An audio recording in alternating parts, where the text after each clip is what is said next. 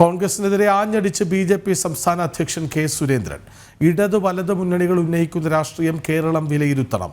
കോൺഗ്രസിനെ ഒരു കൂട്ടർ ഹൈജാക്ക് ചെയ്തു. പോപ്പുലർ ഫ്രണ്ടും തങ്ങളും മതിയോ തെരഞ്ഞെടുപ്പ് ജയിക്കാനെന്ന് കെ. സുരേന്ദ്രൻ ചോദിച്ചു. തോൽവി ഭയന്നാണ് ജനസഭ കോൺഗ്രസ് അലങ്കോലപ്പെടുത്തിയതെന്നും സുരേന്ദ്രൻ പാലക്കാട്ട് വാർത്താസമ്മേളനത്തിൽ പറഞ്ഞു. ഷാഫി പറമ്പനും വി.ഡി. സതീശനും കോൺഗ്രസിനെ ഒരു കൂട്ടരുടെ ആലയിൽ മാത്രം കൊണ്ട് കെട്ടിയിരിക്കുകയാണ്. കോൺഗ്രസ് ഒരു വിഭാഗത്തിന്റെ താല്പര്യങ്ങൾ മാത്രം സംരക്ഷിക്കുന്ന പാർട്ടിയായി അധപ്പതിച്ചു കഴിഞ്ഞിരിക്കുന്നു.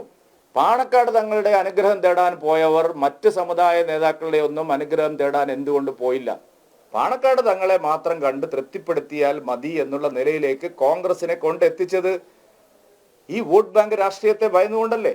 ഈ തെരഞ്ഞെടുപ്പ് മൂർത്തമായ ചില ചോദ്യങ്ങളാണ് ഉയർത്തുന്നത്. UDFും LDFും പരീക്ഷിക്കുന്ന വർഗീയ രാഷ്ട്രീയത്തിന് തിരിച്ചടിയേൽക്കാൻ പോകുന്ന തെരഞ്ഞെടുപ്പാണിത്. ഒരു ജനതയുടെ ആത്മാഭിമാനത്തെ ചോദ്യം ചെയ്യുന്ന രീതിയിലാണ് UDFും LDFും പ്രചാരണം നടത്തുന്നത്. ശക്തമായ തിരിച്ചടി LDFിനും UDFിനും ഈ ഉപതെരഞ്ഞെടുപ്പ് നൽകും. അത് തോക്കാൻ നേരത്ത് കോൺഗ്രസ് എപ്പോഴും ചെയ്യുന്ന കാര്യം ഇതല്ലേ. തെരഞ്ഞെടുപ്പ് തോക്കുമെന്ന് പറഞ്ഞിട്ട് അടിയന്തരാവസ്ഥ പ്രഖ്യാപിച്ച ഒരു പാർട്ടിയല്ലേ, ഭരണഘടന സസ്പെൻഡ് ചെയ്ത ഒരു പാർട്ടിയല്ലേ. വിവരങ്ങളുമായി ശിവദാസ് കർമ്മനം ഒപ്പം ചേർന്നു. ശിവദാസ്, ഈ ജമാഅത്തെ ഇസ്ലാമിയെയും SDP-യെയും ഒക്കെ ഇടതും വലതുമൊക്കെ കൃത്യമായി എല്ലാ കാലത്തും ഉപയോഗിക്കുന്നുണ്ട്. അതുമാത്രമല്ല, പാണക്കാട് പോയാലേ കോൺഗ്രസ് നിലനിൽക്കൂ എന്ന അവസ്ഥയിലേക്ക് എത്തി നിൽക്കുന്നു. കോൺഗ്രസിനെ ഒരു കൂട്ടർ ഹൈജാക്ക് ചെയ്യുന്നു. കൃത്യമായ ആരോപണങ്ങൾ. സുരേന്ദ്രൻ പറഞ്ഞു വെച്ചതെന്ത്?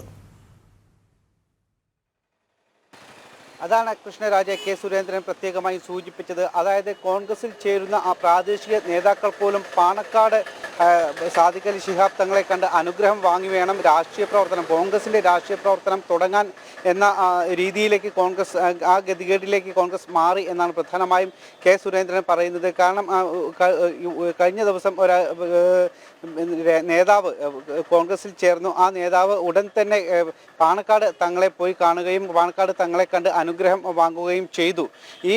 ഇത് എന്തുകൊണ്ട് മറ്റ് മേലധ്യക്ഷന്മാരെ പോയി കണ്ട് അനുഗ്രഹം തേടുന്നില്ല? പ്രത്യേകിച്ച് കോൺഗ്രസിൻ്റെ ഒരു UDFിൻ്റെ ഘടകകക്ഷി എന്ന രീതിയിലാണ് പോയി കണ്ടത് എങ്കിൽ എന്തുകൊണ്ട് PJ ജോസഫിനെ പോയി കാണുന്നില്ല? ഇത്തരത്തിൽ ഇതിന് പിന്നിൽ കൃത്യമായൊരു രാഷ്ട്രീയ അജണ്ട തന്നെയുണ്ട്, കൃത്യമായൊരു ഗൂഢാലോചനയുണ്ട്.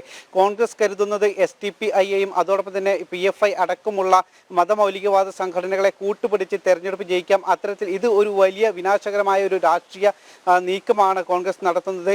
LDFും അത്തരത്തിലുള്ള നീക്കം തന്നെയാണ് കേരളത്തിൽ നടക്കുന്നത്. കാരണം PDPയെ കൂട്ടുപിടിച്ചുകൊണ്ടാണ് പാലക്കാട് നിയമസഭാ ഉപതെരഞ്ഞെടുപ്പിൽ LDF മത്സരിക്കുന്നത്. ഇത് കേരളീയ സമൂഹം കാണുന്നുണ്ട്. അവർ ഇക്കാര്യങ്ങളെല്ലാം തന്നെ വിലയിരുത്തിക്കൊണ്ടായിരിക്കും ഈ ഒരു ഉപതെരഞ്ഞെടുപ്പിൽ അവരുടെ വോട്ട് അവകാശം വിനിയോഗിക്കുക എന്നാണ് പ്രധാനമായും കെ. സുരേന്ദ്രൻ പറഞ്ഞത്. കോൺഗ്രസ് ഇത്തരത്തിൽ വലിയ രീതിയിലാണ് അധപതിച്ചത്. കഴിഞ്ഞ ദിവസം VD മുസ്ലിം ലീഗ് മിതവാദികളാണ് എന്ന് പറഞ്ഞ് അവരെ അത് പോരാതെയാണ് ഇപ്പോൾ SDPIയെയും അതോടൊപ്പം തന്നെ PFI അടക്കമുള്ള മതമൗലികവാദ സംഘടനകളെ കൂട്ടുപിടിച്ചുകൊണ്ട് തെരഞ്ഞെടുപ്പ് പ്രചാരണങ്ങളിൽ കോൺഗ്രസ് സജീവമാകുന്നത്. കഴിഞ്ഞ ദിവസം വെള്ളിയാഴ്ച പള്ളികളിൽ അടക്കം ഇത്തരത്തിലുള്ള നോട്ടീസുകൾ വിതരണം ചെയ്തിരുന്നു.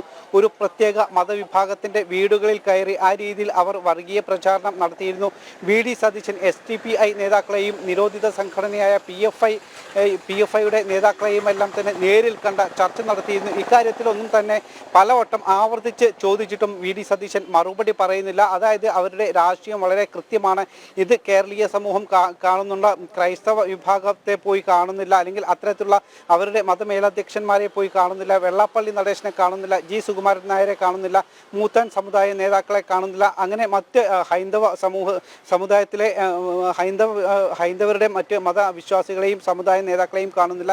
ക്രൈസ്തവ വിഭാഗത്തിലെ യാക്കോബായ സഭയിലെ മതമേലധ്യക്ഷനെ അടക്കം കാണുന്നില്ല. അപ്പോൾ ഈ ഒരു വിഭാഗത്തെ മാത്രം കൂട്ടുപിടിച്ചുകൊണ്ട് എല്ലാം ചെയ്യാം എന്നാണ് അവർ കരുതുന്നത്. അത് കൃത്യമായൊരു രാഷ്ട്രീയ അജണ്ടയാണ്. കേരളീയ സമൂഹത്തിൽ ഇത് വലിയൊരു പ്രത്യാഘാതം വിവാദം ഉണ്ടാക്കും, അല്ലെങ്കിൽ വിനാശകരമായ രീതിയിലുള്ള ഒരു നിലപാടാണ് കോൺഗ്രസിന്റെ ഭാഗത്തു നിന്നും ഉണ്ടാകുന്നത്. കലാപകരമായ ഒരു നീക്കം കൂടിയാണ് കോൺഗ്രസ് നടത്തുന്നത്.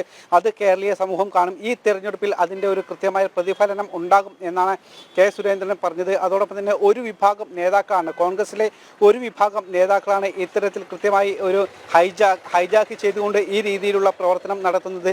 അതിന് പ്രധാനമായും നേതൃത്വം നൽകുന്നത് വി ഡി സതീശനും ഷാഫി പറമ്പിലും ഉൾപ്പെട്ട ചില നേതാക്കളാണ്. പാലക്കാടിൻ്റെ DCC അധ്യക്ഷൻ കൂടിയായ തങ്കപ്പനോട് ചോദിക്കുമ്പോൾ ഇക്കാര്യങ്ങൾ അറിയുന്നില്ല. അതോടൊപ്പം തന്നെ കെ മുരളീധരൻ ഇതിന് ബദലായി മറുപടി പറയുന്നു. പക്ഷേ ഇതിന് കൃത്യമായി അജണ്ട നിശ്ചയിക്കുന്നത് വി ഡി സതീശനും ഷാഫി പറമ്പിലും അടക്കമുള്ള ഒരു കൂട്ടം നേതാക്കളാണ്. അവർ കോൺഗ്രസിനെ ഒരു പ്രത്യേക തരത്തിലേക്ക് പോകേണ്ട അവസ്ഥയാണ്. പാർട്ടിയെ നിയന്ത്രിക്കുന്നത് ലീഗാണ്, കൃത്യമായി പറഞ്ഞു വയ്ക്കുന്നു കെ സുരേന്ദ്രൻ. വിവരങ്ങൾ നൽകുകയായിരുന്നു ശിവദാസ് കന്മന.